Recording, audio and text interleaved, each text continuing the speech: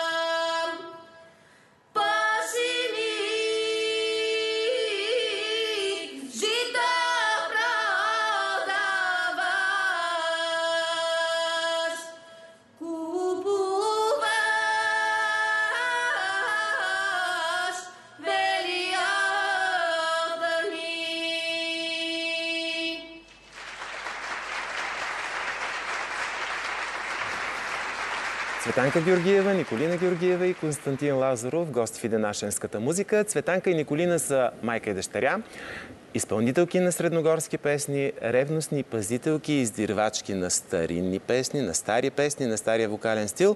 А Константин, техен приятел, един млад човек с отношение към българския фолклор. Справо можем да го наречем един от малкото така продуценти на тези стари песни, на тези позабравени песни, защото, за съжаление, Българското национално радио, Българската национална телевизия са най-големите продуценти на фолклор в момента в България. Нагърбил се с трудната задача да подпомогне и да съхрани тези песни, да останат през поколението. След мъничко ще си поговорим за наистина тази трудна задача. Към вас, мили момичета, традицията и приемствеността. Откъде идва? Може би първо ти? Традицията идва от моят учител Лукан Савов. Първото, което е, аз имам 35 години сцена. На 12 годишна възраст запях първите средногорски песни. Господинът запали огънят в мен и от тогава аз изпълнявам средногорски народни песни. Много е хубаво да имаш един такъв пример и да имаш човек, който наистина, както самата ти каза, да запали този пламък, тази искра, това огънче и то да те следва оттам насетне постоянно. Така е, да. Предполагам, че ти си пламъчето и огънчето за твоята дъщеря. Няма как да е иначе. Разбира се, да. Но това беше твоето желание, настояване или неин избор? Всъщност ти ми отговори. Ами, на мен ми се наложи да направя един труден избор, защото спорта и музиката на мен са ми в кръвта. Обаче реших... Но те могат да се съчетаят и спорта и музиката. Така е, но спорта ми остана хоби. Реших да се занимавам професионално с народно пеене, с българския фолклор. Защо? Защото няма нищо по-въздействащо от тази народна песен. И винаги, където да съм се явявала на сцена, въздействам по много хубав начин на хората около мен и тази музика въздейства на самата мен. Прави го, защото обичам музиката на първо място, защото нищо не мога да направя както трябва, ако в мен няма тази искра на музиката. И още на 5-годишна възраст мама запали огънчето в мен и много ми хареса да изпълнявам български фолклор. Реших да се занимавам с това професионално. Намират ли се още обаче такива непопулярни песни? И от кого се намират? Къде се намират? Ако някой прояви интерес и иска да ги намери. Лично аз години наред, може би около 6-7 години, се занимавам точно с това. С издирването, на такива издирвам нашенски песни, които не са известни, които не са чути. Дори тези песни, които в момента вие чухте, те са изпяти само от нас. Което ни доказва като един микрорайон. Дори според достоверната информация на професор Джуджев, Елена Стоин и професор Кауфман, ние се отличаваме от между Тракия и Шополука. Ние сме един микрорайон, който има един свой собствен фолклор. И това ни кара да пеем тези песни. Който не е достатъчно издирен и съхранен, за съжаление. Така тези песни наистина са много специални за нас. Много е важно наистина, че ги съхранявате. Коста, към тебе обаче ми е следващия въпрос. Разбрахме, провокира ги да намират, да ги изпълняват, правят го с сърце и душа. Това ще видят и нашите зрители. Теб обаче какво те провокира да подпомогнеш целият този процес? Хората, които ме познават, знаят, че аз от години издирвам деца таланти. Вече почти 30 години. Затова и ще правим концерт тази година. През тези години, 30 години, аз издирах деца таланти навсякъде и записвах както аудио, някои записах в видео. Допитвам се до много хора в българския фолклор и то известни. Когато ги чух в едно телевизионно предаване, един формат, съвсем случайно, тъй като аз почти не гледам телевизия, когато ги чух и веднага изпратих линка, за да може да ги чуят, казаха моментално записвай, без да се замисляш. И така и направих. Към кого са насочени? Кой идва на концертите на едни такива изпълнители? На абсолютно всички, от мало до голямо, както се казва в различните песни. И да не забравяме, че основата трябва да се съхранява, защото днес ги чуваме. Основата, освен във вашето предаване и в Коприщица, ние никъде не можем да ги чуем. Изключително съм доволен, че ги открих, след като ги видях. Беше доста трудно да ги открия, но ги открих и веднага направих предложение за аудиозаписи, след това направихме и видеозаписи. И днес точно това говорихме, че предстоят, ще запишем още 2 песни и ако е рекал Господ, да запишем пак и видео. Със сигурност ще стане. Как възприемат тези песни съвременния българин? Съвременният българин възприема позитивно тези песни, дори акапелно изпяти, но ние работим с дъщеря ми в насока, в която да осъвременим тези акапелни песни, така че да бъдат полезни и добре възприемани от младото поколение. Къде се изявите ви? Освен в региона, предполагам, нали? Ние сме имали изяви извън България. Лично ние двете не сме правили самостоятелни концерти. По участията, където сте Взимали участвали? сме участие, имало е доста хора. Голяма аудитория от зрители. Млади, стари. Всякаква възраст, бих искала да кажа.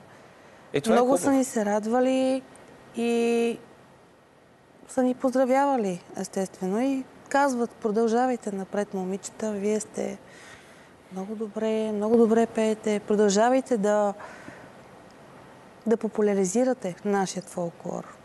Хубаво е това. Една много хубава инициатива при теб, Коста, стана традиция. Това са годишните фолклорни награди. Точно така. защо ги правиш? Какво искаш да стимулираш? Да стимулираш изпълнителите, да предизвикаш по-големия интерес у публиката, у зрителите или свое лично удовлетворение от това? Моето лично удовлетворение е толкова, доколкото е организацията. Само до там.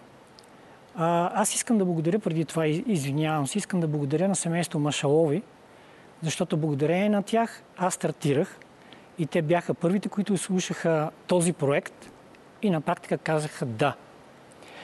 Годишните фолклорни награди по принцип са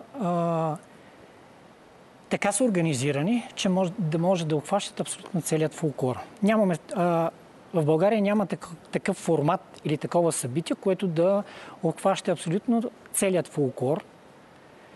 Това беше моята идея. Имаме глас на годината, албум на годината, деца таланти, задължително пак включвам деца таланти, тъй като това е моята слабост. Няма как да не бъдат включени децата таланти и редица други подкатегории за награждаване. Тази година ще имаме концерт, който е първата част ще бъде награждаването в годишните фолклорни награди, а втората част ще бъде моя 50 годишен юбилей. Това ще се осъществи в кино Освобождение на 17 май. Така че всеки, който иска да заповяда, там ще участват Диди Кушлева, Хамид Имамски, Галина Дурмушлийска, Данислав Кехаелов, Калинка Сгурова и много други. Едно друго събитие преди това обаче. Концерт на голямата доброжанка Калинка Вълчева. Точно така. Аз имам с което ти си ангажиран. Абсолютно. Много проекти имам през годините. Изключително съм доволен, че Калинка Вълчева ми се довери. И правиме едно събитие, Калинка Вълчева и приятели, което е благотворителен концерт. Всеки, който дойде, ще разбере абсолютните подробности на сцената. Там ще участват Калинка Вълчева, Петя Панева, Даниел. Между другото, вие двамата с Даниел ще бъдете не само водещи, но и участници на сцената като... Да, ние сме и приятели, и колеги, абсолютно. И страшно обичаме Калина. Благодарим и за доверието, за поканата. Без никаква доза на съмнение приехме нейната покана, защото тя е един от големите и златни гласове. Тя е един от колосите, както казва... Емблема за българския фолклор. Аз благодаря на всички ви първо, че има тази любов към старинната ни музика. Че сте хора, които се стремите да съхраните и да предадете за следващите поколения този старинен вокален стил, че вярвате, че той няма да се загуби и че правите всичко по силите си и изпълнявате песните с онази вътрешна ведрина. Както самата ти каза, че ти е хубаво да ги изпълняваш, да ги пееш. Нали така? За мен музиката е всичко, да.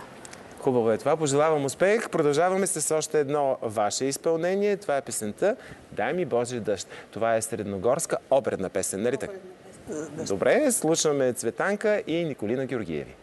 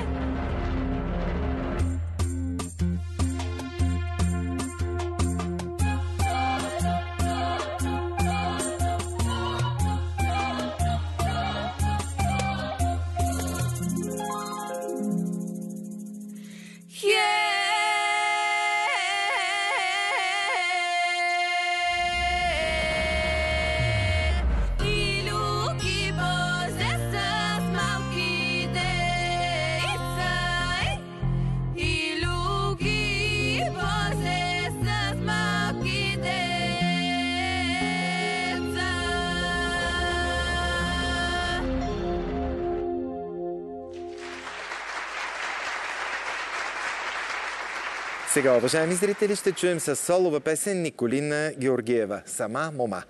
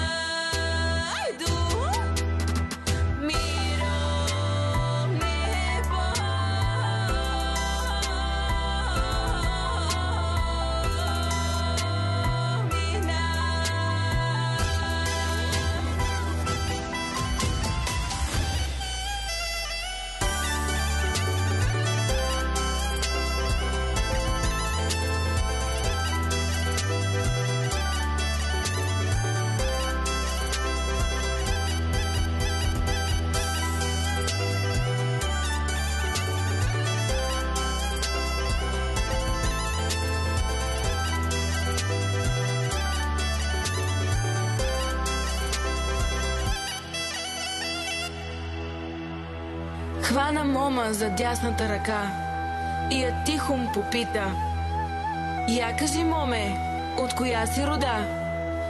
«Аз съм от рода голема и братец си имам, айдути ноди и дружина води. А видиш ли, брат си, щеш ли го познаеш?» «Ще го позная, ще го позная. Белек има на дясната ръка. Аз съм мома, брат ти. Белек имам на дясната ръка.»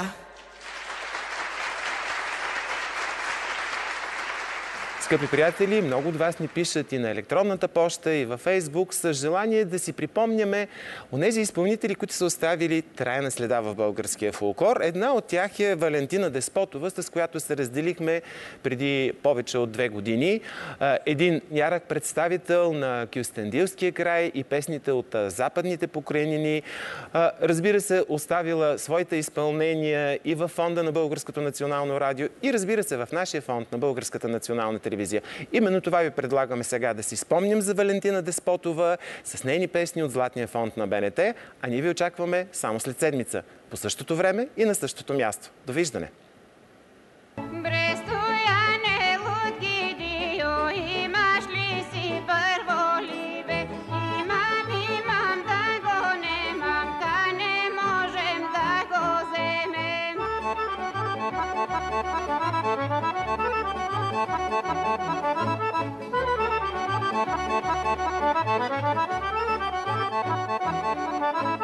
Бре, стояне, луд ги